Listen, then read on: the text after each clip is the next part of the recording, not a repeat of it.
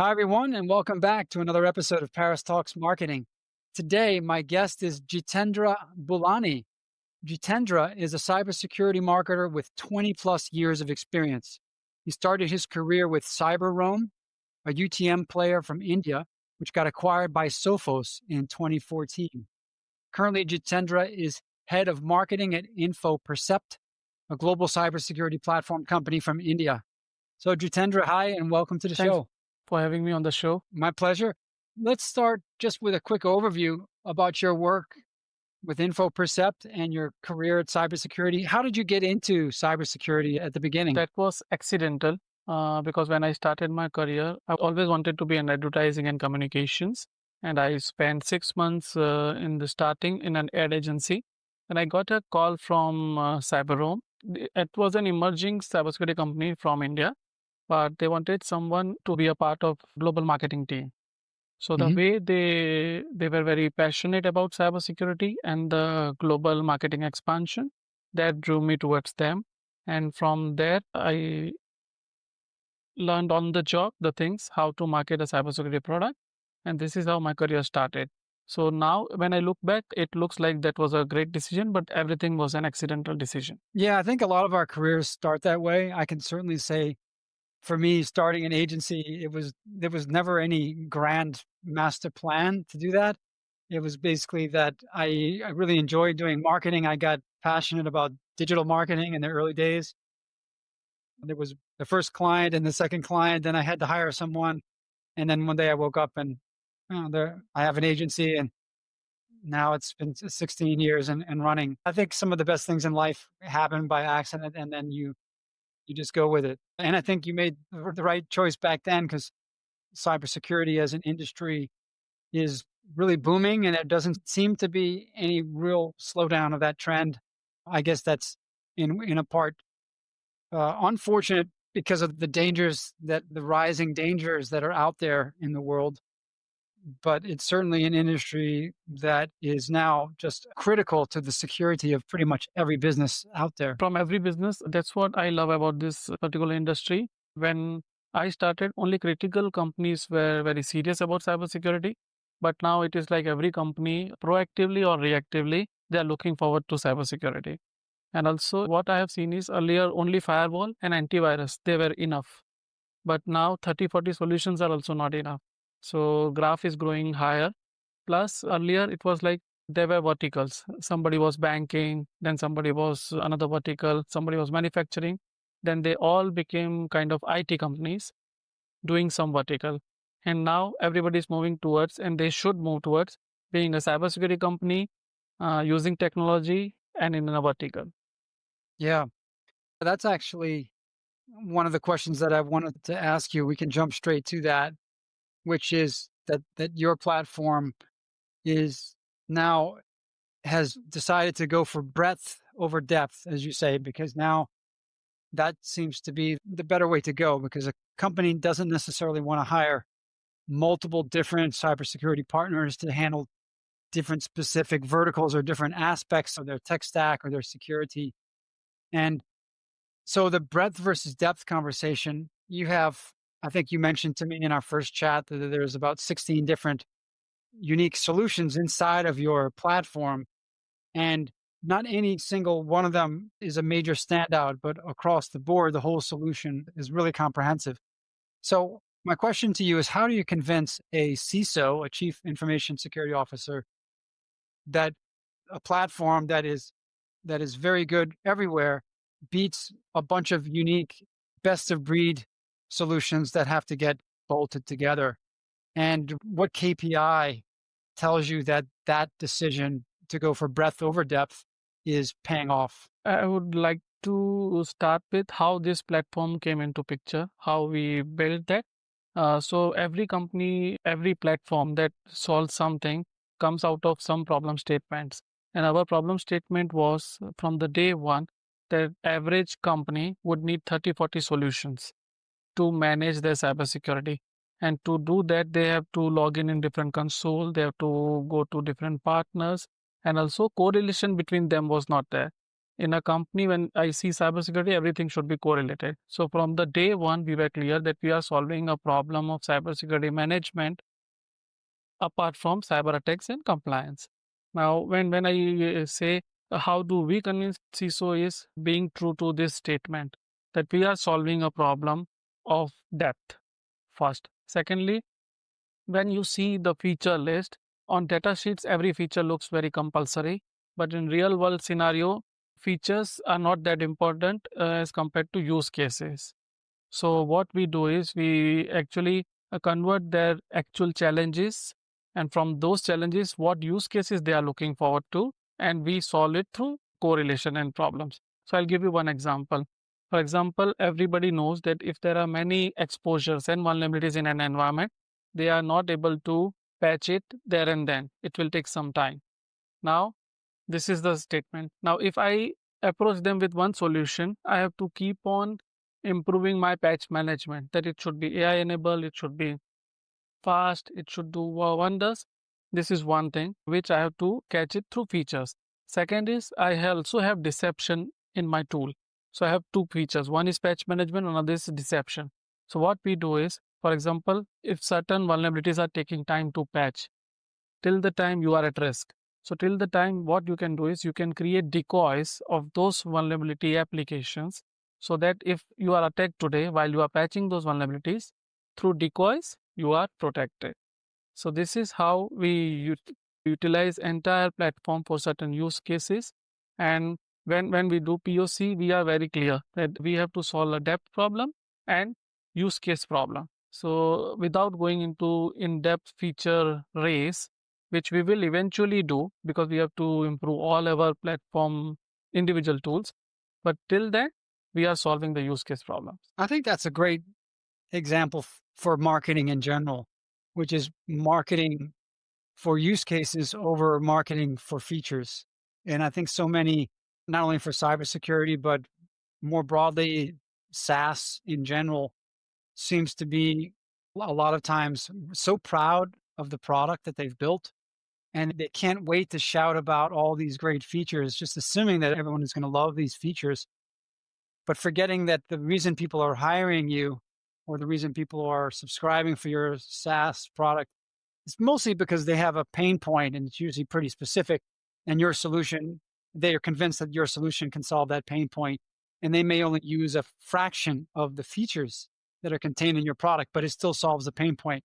And when you market for use cases, it just hits home much more directly to someone when they're, let's say, if they're on your website or they're looking at a campaign and they can see themselves in that use case. You have a use case where you've shown that you understand their problem and you know how to solve it.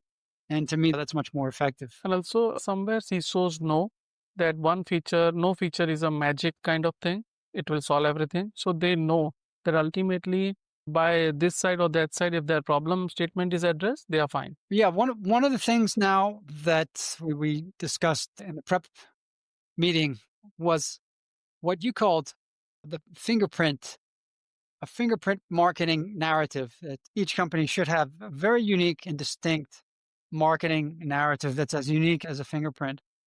So, if given that that's the standard, what is for InfoPercept? What is that fingerprint, and what is the things that you refuse to compromise on or smudge when it comes to that fingerprint? I would again give the history of the company. For first 5 years, we were a service company. We used to use other technologies and then solve the problems. So we very well knew what kind of pain areas are there, what kind of technologies are still not solving the problems.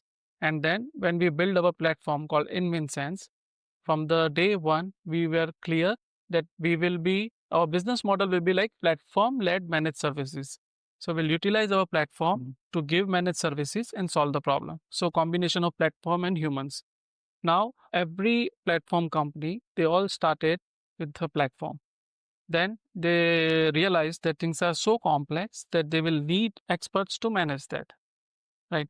But if you understand their communication, still they are saying as if the CISO is going to utilize your platform. So when I say there is a managed services attached to it, so my guys will use the platform and not the CISO.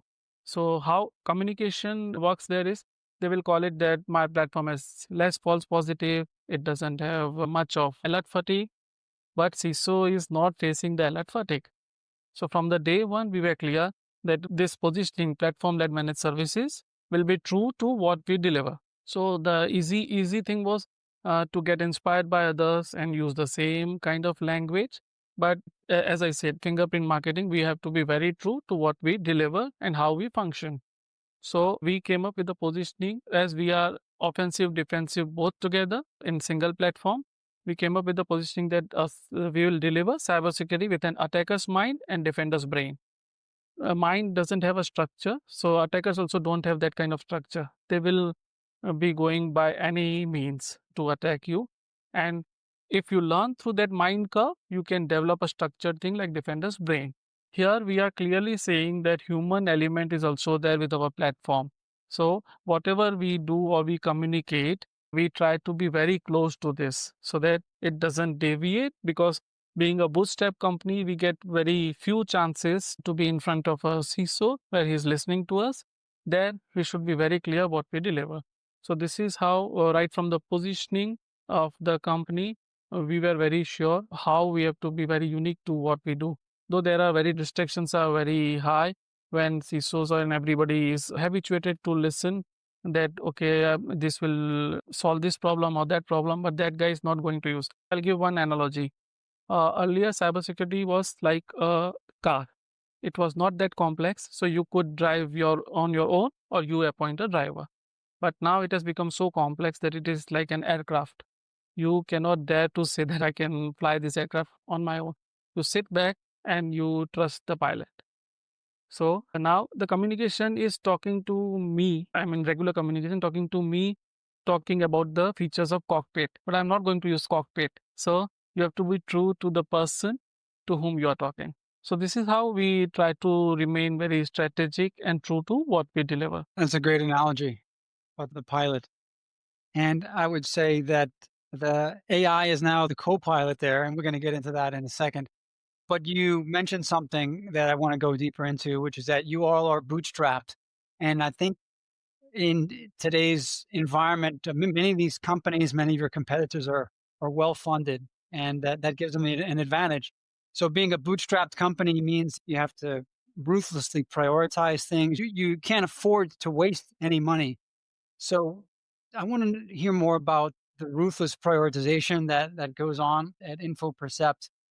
And is there any kind of a shiny marketing playbook page that you have ripped up just because while most people think this is a great playbook, it just doesn't deliver the cash flow that you need for ROI? I can very well compare with what luxury I had at Sophos and what I have at Infopercept. So two things very prominent. One is exhibition and second is the sponsored seminars. At both the places, you are there with so many players. And in exhibitions, the problem is if you remove the logos, 90% of the cybersecurity companies speak same language.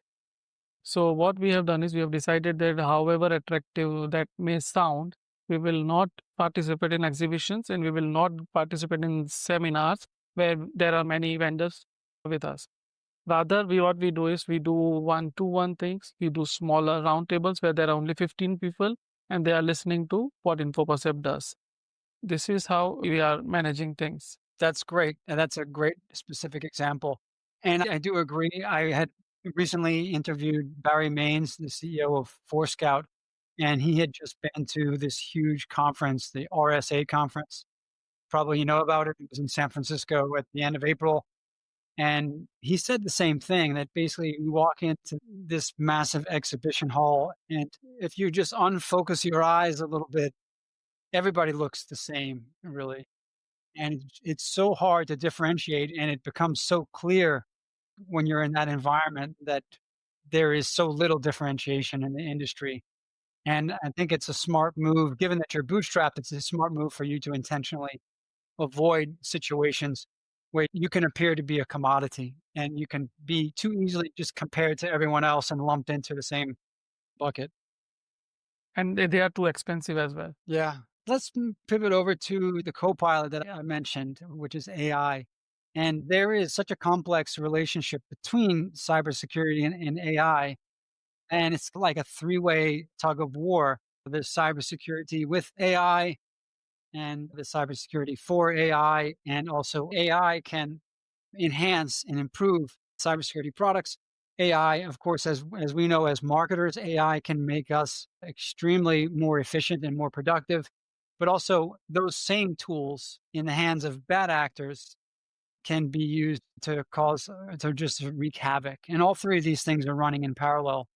Which of these three fronts in this three-way tug of war do you think will be the biggest budget sink 5 years from now? And what are the blind spots for marketers here in this three-way tug of war with AI? I think is if you see how cybersecurity and digital transformation has evolved. First, it was like digital transformation came into picture, then cyber attacks increased, and then security came into picture. So all three were not exactly parallel, but now with AI, all three have access to same kind of AI thing. So tool wise, all three are same: digital transformation, cyber security, and the attackers. Now, nobody knows what will happen from here, but we all have to guess how things will work. So, what I believe is, as every business was on digital transformation cycle before Gen AI and AI, this will be accelerated. So now we will see more AI infrastructure in every company. And earlier, only enterprises had access to technology, but now even smaller companies will have access. So what we will see is the ecosystem of AI will increase and increase in every company. So every company will shift from cybersecurity of their infrastructure to cybersecurity of their AI infrastructure. So I think things will move towards that mode. And of course, to solve that, you also have to utilize AI. And the problem will be through AI only. So it will be kind of again, these three will intertwine. But security of AI infrastructure will be the major focus. That's very interesting to think about. In terms of you were mentioning that you're training a large language model right now with about a decade of your customer data. And I guess that is also a sign that the AI infrastructure is no longer going to be, or this type of cutting edge state of the art technology, even thinking before AI, it used to be really mostly accessible to large Yes, enterprise yes. companies. But now AI, I mean, I do think even small, medium businesses are going to have custom AI models and LLMs at their disposal. I want to hear more about this process of you building your own LLM with the customer data. And were there any uncomfortable truths that surfaced as you were going through this process? Maybe something that the team had overlooked? And what did you learn more deeply about your own customers through that Okay, so process? I'll again briefly share what we did. As I said, the fingerprint marketing. We treat AI as human only. So if somebody is joining our company in marketing, we brief them about DNA of our company, right? So the same thing we did with AI, we are feeding it with all the information that we have for the customer, right from the delivery to the sales guys to the pre-sales guys, from their eyes, how this customer was. And whatever information we get, we feed into our LLM so that whenever we create a communication, there are no bias which take us away from the customer. And what also we do is that last year, if I said that this particular compliance was very important for the customer, but now today that is not a truth, and that compliance is no more that critical. So this is the recent information, and 1 year before it was the compliance was critical. Now it is not critical. So the model will consider the more recent thing as its truth.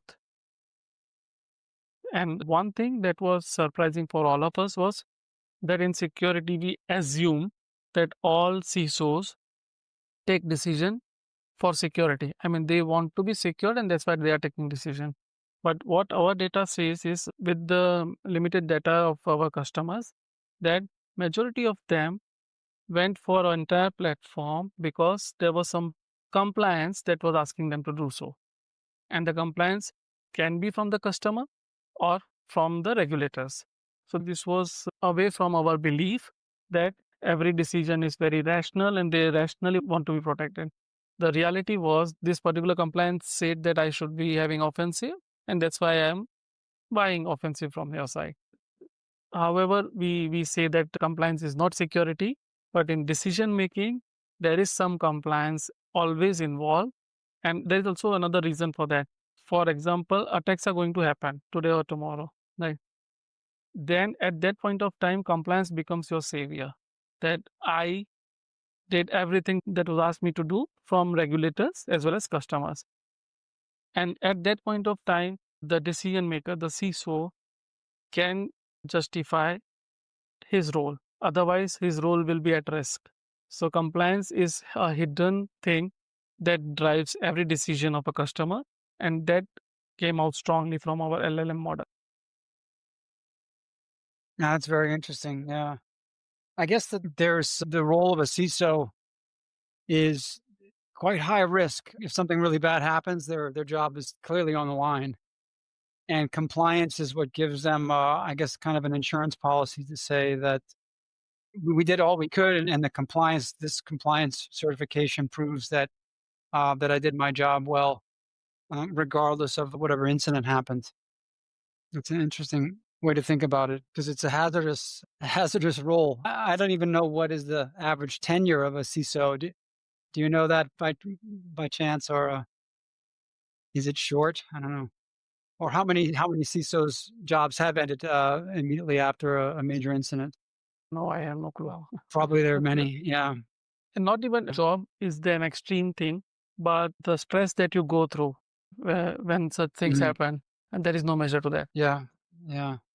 And I imagine that that amount of stress is only increasing now with the increased number of threats that are coming in like a fire hose probably every day. And maybe yesterday you had a great day and you were able to preempt something and you had a major victory, and but then tomorrow it's a new war all over again or a new So one battle. of our Yeah. customers, he is a CISO in a very regulated entity. Whenever his board asks him, "Are we secure?" So he used to say, "Till now, we are secure till now," and in my understanding, we are secure. So these two, he was always very cautious because of the Mm, dynamism of entire attacks and how things are. yeah. That's the best answer that you can expect from a CISO is until now, up until now. Yeah. Tomorrow is a new day though. Let's talk marketing ROI a little bit. You said earlier that ROI is what really governs your decisions in marketing. It is the single source of truth, and that a lot of campaigns run for a certain period of time, but then they stop as soon as they prove to not deliver on ROI. Can you describe a little bit more about the philosophy behind that? And maybe even give an example of a particular campaign that you terminated without any kind of passion or just purely on the objective basis that it didn't deliver on ROI. And I think this also speaks to other non-marketing people that really are chasing vanity metrics. But first of all, let me rephrase a little bit. How do you really calculate ROI? And at what point do you see a signal that something is delivering a ROI or it's not? So in ROI also, it is fingerprint kind of thing. For certain companies, certain attendance in an event or download of a very insightful white paper, that can be ROI. But for us, as we are bootstrap, everything should go towards the pipeline, right? So in whatever we do, as far as spending is concerned, we divide it into two parts. One is, for example, I want to have an event for BFSI, and I am expecting 50 people at least to be at that event listening to us for 1.5 hours. That is my objective. So to do that, what I'll do is I'll also run paid campaigns. And the moment we get, say, 300 to 400 registrations and we are closer to the event, we stop that paid activity because our objective was served. Now we move to the next thing where we explain them everything and then we nurture that pipeline. Once that is done, then only we go to the next level. This is on positive sides of the thing. At times when we don't have an event and we want to do some paid activity, we see how it is going. For example, we did so continuous threat exposure management was a new concept. At that point of time, we had a very insightful white paper and we were getting downloads. But at that point of time, People were reading, they were downloading this white paper only for the knowledge. There was no intent of buying. So we did that campaign and then we followed up with our SDR activities where people used to call them and reach out to them. But the clear idea was they downloaded it only to read and to know more about the concept. No intent to do anything with Infopercept. As a marketer, I was happy that this is working, but I had to stop it because it was not aligned to the ROI that we have defined, that it has to come in the pipeline for certain stage of sales. Yeah, it's a great example. And I think it's a classic tension between marketing and sales in a lot of big organizations that marketing generally has a responsibility to deliver leads to sales. Sales, of course, has to convert that into real pipeline with real revenue value. But there's a firewall between them. And I see this even with some of our larger cybersecurity clients. The bigger the company, usually the more there is that wall between marketing and sales. And marketing is in that scenario quite happy to get tons and tons of white paper downloads, regardless of what happens downstream. And they'll say it's a sales responsibility. We gave them these leads, and clearly these people are interested in the topic. So sales should be able to nurture them and draw them in and then convert a good number of them. But I think given the fact that you all are bootstrapped and you're more of a scrappy and nimble kind of company, everyone has the same goals and incentives, which is that it's got to drive everything should be connected to revenue growth. And if you can't connect the dots, it's time to kill off that activity. And these are hard decisions to make too. When you have a machine or an engine that can reliably deliver you qualified a name, company name, email address from somebody, that is satisfying. But then when you look 6 months later and you've converted zero of that into sales pipeline, you have to be honest and say, that's not working. We've got to Yep, try yep. something. We don't blame it on marketing or sales. We think that it's an organizational thing. And so we often in our discussions, we say departments are for bigger companies. Here, let's serve customers and let's be one. It's like in sports, you Mm. cannot blame each other. Let's play together. Yeah, absolutely. So I imagine that also being bootstrapped, there's certainly budget constraints. And let's just imagine that you all did raise a bunch of money and maybe your budget was going to increase by 5x. If you woke up tomorrow and you had 5 times larger budget, what are some of the things that you would dream about doing that you'd love to experiment with? And and also, what are some of the things that you still wouldn't even fund, even if you had 5x the marketing budget that you So have the to? latter part is easier. Exhibitions and seminar will be still a no. It's Mhm, still the clutter. And second thing is I would mhm. divide that into content and distribution. So in marketing, if I cut all complex terminologies, it's like you create the content and you distribute it to your target audience.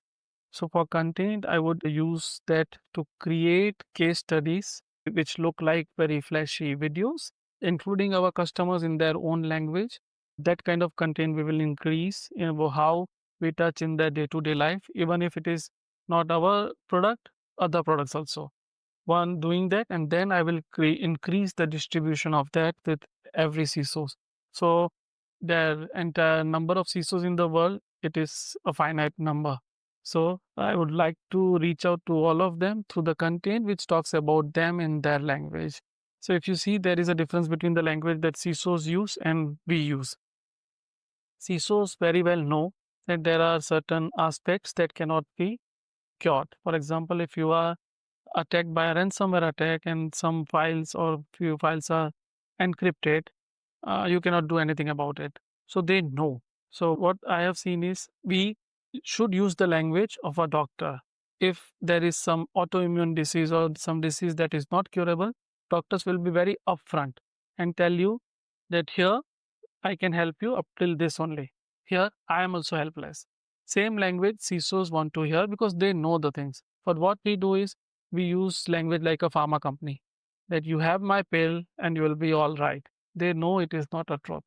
Again, I would say that I will go more and more into research, more and more refined communications if I have the money, and then I'll distribute that more so that CISOs know that there are some people who exactly speak our language and who understand us. Yeah, it's so critical In order to earn the trust of the CISOs, it starts with speaking their language. And I really appreciate that you said even if you had $1 million a month budget, you still wouldn't go to these big events and exhibitions.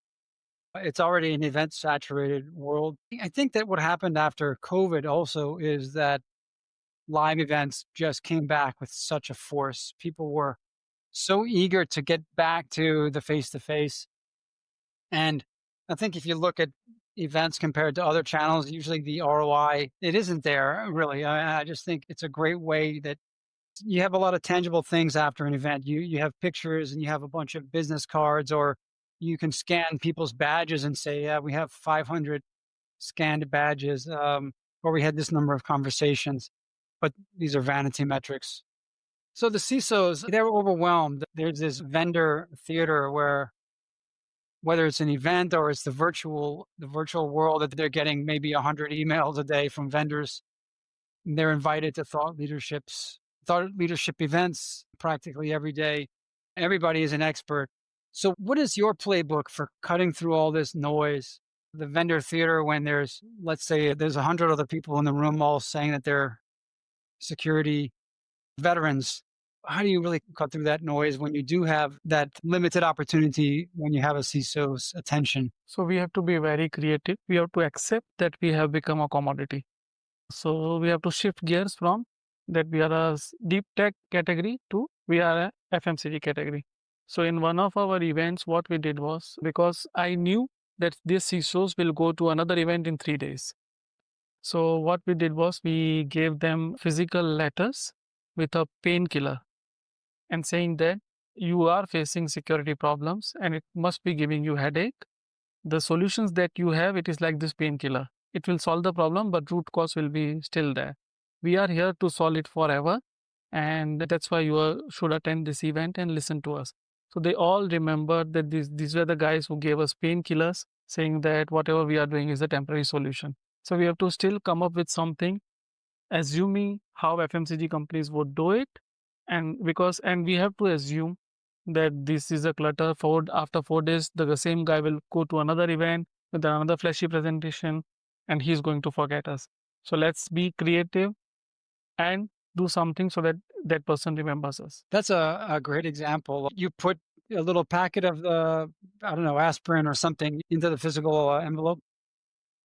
That's great. That's very creative. Yeah, I like how you said that you need to think like an FMCG company here to really stand out and be memorable. Yeah, one of the things that Barry Maines from Forescout was telling me about was that he gets over 100 soliciting emails per day. But one person sent him a FedEx package. And inside of that FedEx package, there was a letter and there was something else. But the fact that it came via FedEx instead of certainly not email and not even physical mail, but it was a FedEx package, it made it feel kind of special and it made it feel high priority. So he definitely opened it. And he will always associate that company as the guys that thought of that idea that sent the FedEx. So they're already separated from the pack. When the deal size is bigger, because we are into a complete platform and sales cycle is also longer. Assuming that, I mean, you have to consider each human to whom you are reaching out as a special human being. So what we did was one of the prospects, I did watch his video, and on his LinkedIn profile, he had written that he is doing a research on emotional quotient and importance of emotional intelligence in cybersecurity. Now, he also wrote that this is my personal PhD topic. My company doesn't endorse this, or it has nothing to do with my organization. So when we reached out to this guy, the first line in the emailer that we wrote was that we are glad that we are meeting a leader who talks about emotional intelligence in the era full of artificial intelligence. So he immediately opened the email and get back to us, and then we were interacting with them. So right now, this is feasible for me, but what everybody should do, whoever you are reaching out, consider they are humans, they are unique, and in this era of LinkedIn and social media, you will find out something that is unique to that person. We should try to have that in our communication so that in 100 emails, somebody might notice you. Yeah, I think that this is also one of the exciting promises of AI in marketing is the personalization, hyper personalization at scale. And I've seen some great new solutions coming out with AI agent SDRs that can do that kind of deep research autonomously in a lot of places, not just the LinkedIn profile, but other social media, any other places where you can find something that's unique about the person who you're writing to, or something that they've said, or something they believe in, and you can tailor your outreach specifically to that. And I'm still surprised even how many completely generic emails that I get on a daily basis, and they don't even use my Yeah, first yeah, yeah. name in, which to me, it's there's no excuse now to not even to have that degree of personalization, but still there's a lot of just lazy approaches that are out there. In general, do you see ROI from outbound? Yes, but as you said, research should be there, and you have to consider each one as a project. So at least personalization should be there. You have to reach out. And as I said to my team also, there is no dead lead in cybersecurity. Today, that person doesn't want to buy from you. It's okay. But still, we are on the same side. They need us, and we have to provide something at some point of time. So outbound works if you research about the person. Yeah, I fully agree. Let's now talk about your team. Can you tell me what sort of a team that you have? We are a team of six: product marketing, designers, then digital marketing, and one content writer. All right. So you all are producing, I guess you're producing lots of content for the blog. And can you walk us through the bigger picture of the content So strategy? we are utilizing AI a lot for research. And as I said, we are feeding our real customer feedback again and again so that whatever we create through AI, it is very true to what Infopercept does. And then we utilize AI for distribution as well. So what I believe is that in content, still humans will be involved in content creation or at least in editing and reviewing the content. But in distribution, where you have to post it regularly on LinkedIn, send out emailers, everything can be automated so that you can focus more on what is needed on the content side. Yeah. Yeah, I think that's what we're all trying to figure out right now in content marketing is that we know that the human in the loop still needs to be there, and the editorial needs to be there, but how much of the rest can be automated with AI?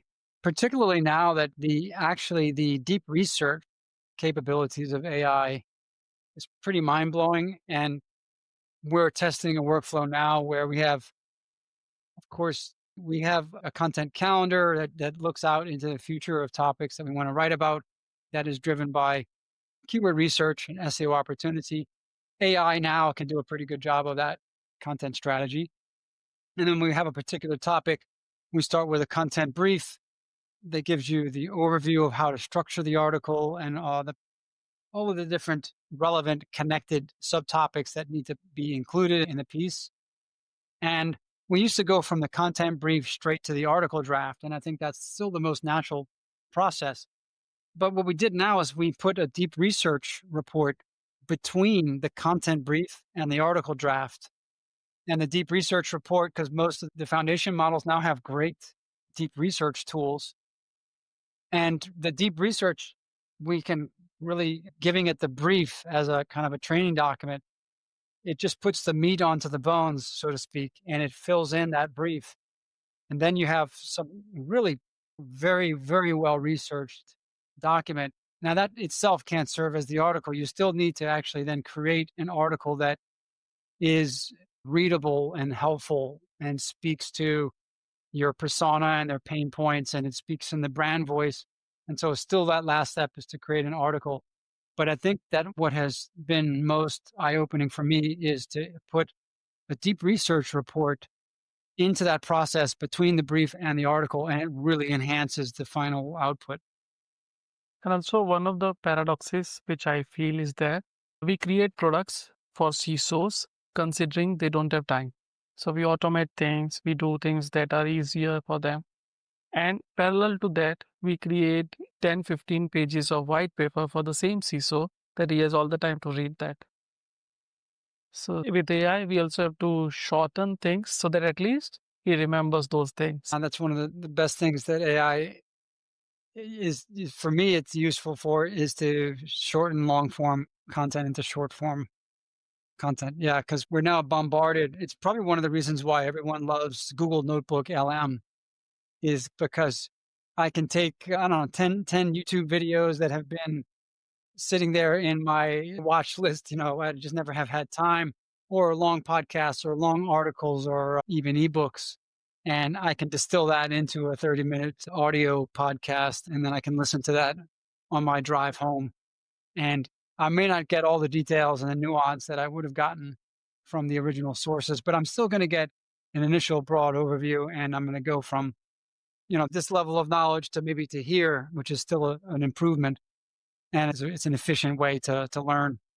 And I think more and more people are looking for those solutions to take mountains of information that they don't have time to go through and to distill it and in a way that they can still advance their own understanding of a topic. Yeah. I even think that there's a great opportunity to do this kind of thing for CMOs like yourself in cybersecurity. You're very knowledgeable about the technology underpinning your products.